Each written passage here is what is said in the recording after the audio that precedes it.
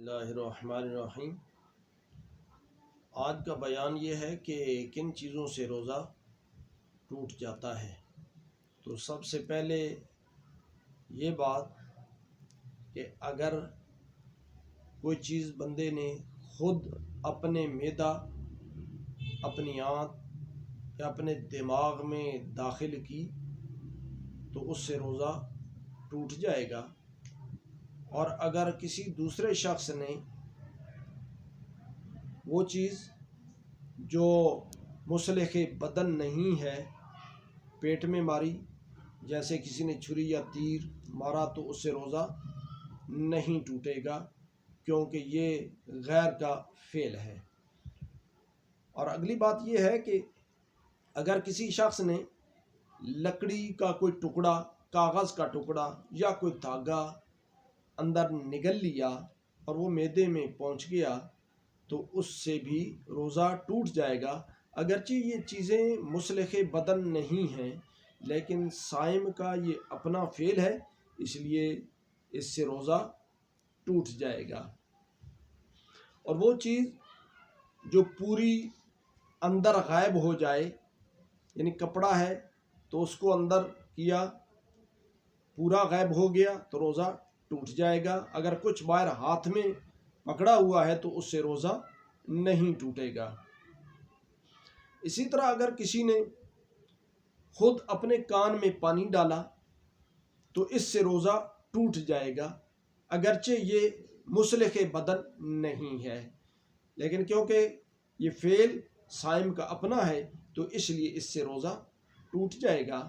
اور اگر خود بخود پانی کان میں چلا گیا تو اس سے روزہ نہیں ٹوٹے گا، جیسا کسی نے نہر میں چھلانگ لگائی، غوطہ لگایا اور پانی کان میں چلا گیا تو اس سے روزہ نہیں ٹوٹے گا۔ پھر اس کے ساتھ یہ بھی ہے کہ اگر صائم نے اپنے کان میں تیل ڈالا یا دوائی ڈالی تو اس سے روزہ ٹوٹ جائے گا۔ یہ تیل یا یہ پانی، اگر یہ دوائی اگر کسی غیر نے بھی اس کے کان میں ڈالی تو پھر بھی ٹوٹ جائے گا، چاہے کسی حاذق طبیب ہی نے اس کے کان میں دوائی ڈالی ہو تو پھر بھی روزہ ٹوٹ جائے گا، کیوں کہ یہ مصلح بدن بھی ہے اور ارادہ تن بھی ہے۔ اور اگر یہ دوائی یا تیل خود بخود بھی بہہ کر کان میں چلا جائے تو یہ بھی روزے کے ٹوٹنے کا سبب بنے گا۔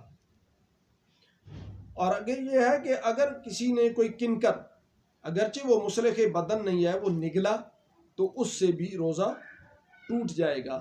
یا منہ کھلا تھا، بارش کا پانی اس کے منہ میں گیا اور روزہ اس سے بھی ٹوٹ جائے گا، کیوں کہ منہ ایک ایسی راہ ہے جس سے جو چیز بھی اندر معدے میں جائے گی وہ روزے کو توڑ دے گی، چاہے اپنا اس میں فعل ہو یا نہ ہو، چاہے وہ چیز مصلح بدن ہو یا نہ ہو، تو وہ روزے کو توڑ دے گی۔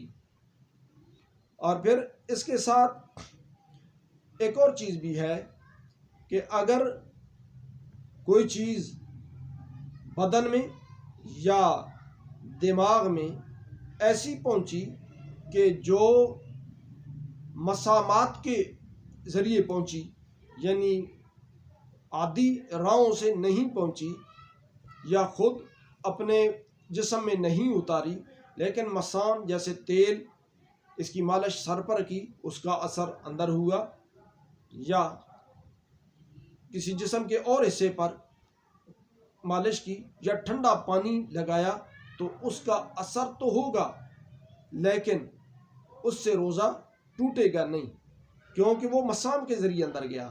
اگر کسی نے سرما آنکھوں میں ڈالا، رمضان المبارک کا روزہ ہے یا کوئی روزہ ہے، یا دوائی آنکھوں میں ڈالی تو اس سے روزہ نہیں ٹوٹے گا۔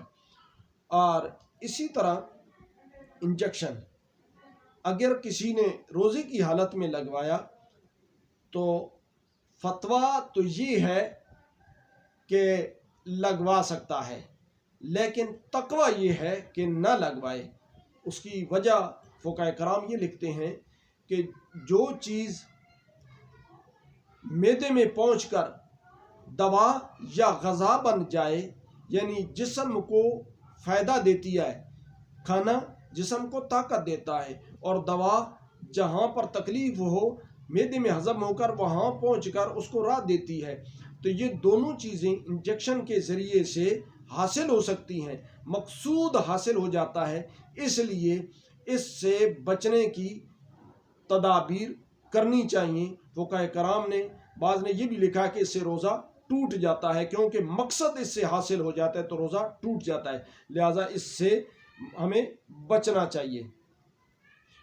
پھر اس میں وہ چیزیں کہ جو روزہ بھی توڑتی ہیں، اور روزہ توڑنے کے ساتھ ساتھ روزے کا کفارہ اور روزے کی قضا بھی بندے پر لازم آتی ہے، وہ کیا ہے یہ واضح ہونا چاہیے۔ بندے کو اس کا علم ہونا چاہیے کہ روزے کو قصدن بلا کسی عذر کے توڑ دینے سے قضا اور کفارہ دونوں لازم آتے ہیں، اور یہ قضا اور کفارہ کن روزوں کے لیے ہے؟ یہ صرف رمضان المبارک کے روزوں کے لیے ہے۔ اس کی وجہ کیا ہے؟ اس کی وجہ یہ ہے کہ ماہ رمضان المبارک ایک بہت ہی عظیم اور جلیل حرمت والا مہینہ ہے۔